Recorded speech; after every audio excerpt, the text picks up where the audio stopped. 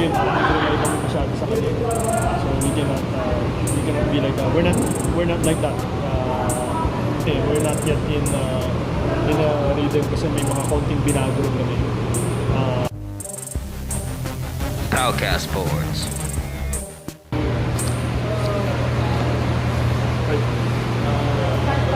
They made a big shot there. So again, hindi naman sana tayo madalo. That's what we need. We cannot defend our crowd for this game.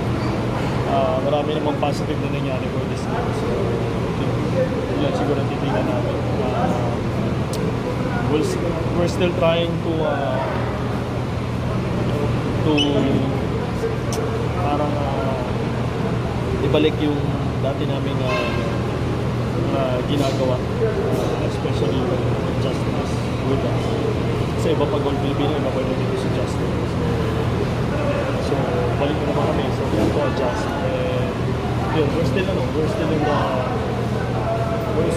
learning, we're still in the process again of getting back to the usual rhythm when Justin is with us. So we cannot again, in this game, nag-rely kami masyado sa kanya. So we cannot be like that. We're not like that as a team before when we won the championship. When we had Justin sa mga championships natin. It's really it's a total team effort. So siguro we just have to get back on track or rhythm. So marami kayong magpupulot sa game na to.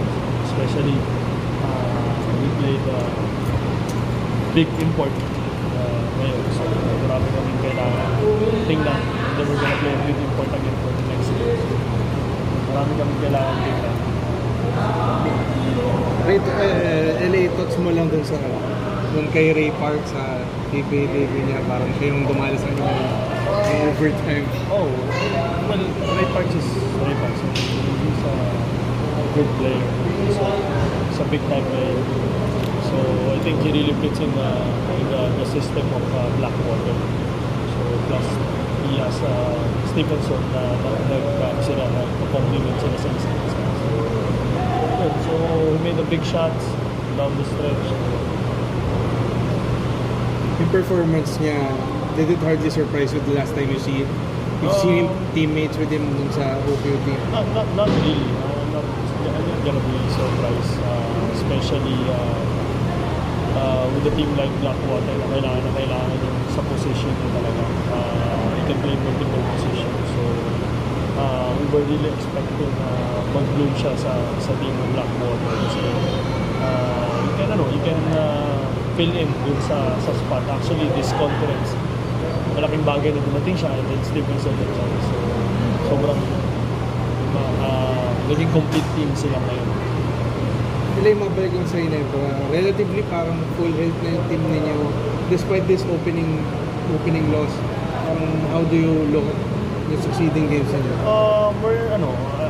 Me personally, I'm very positive sa magiging turnout nitong conference. I think this loss will give us an opportunity to look at ourselves again and look at our team kung ano na talaga yung nagawa namin for the past 2 years. So we're not yet in a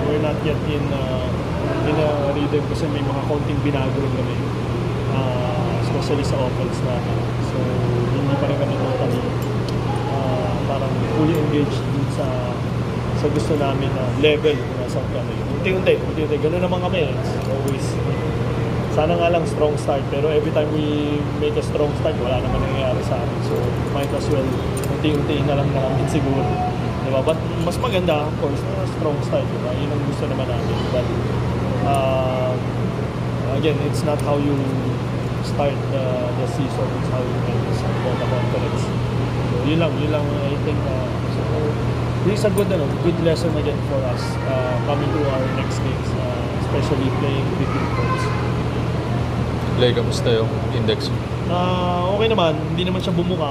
So, mukhang maganda naman yung pagkakabalot kanina. So, fresh pa siya eh. So, I thought nga na medyo... Nung una, nagsastruggle ako, hindi matansya eh. But, towards the end, wala, no choice.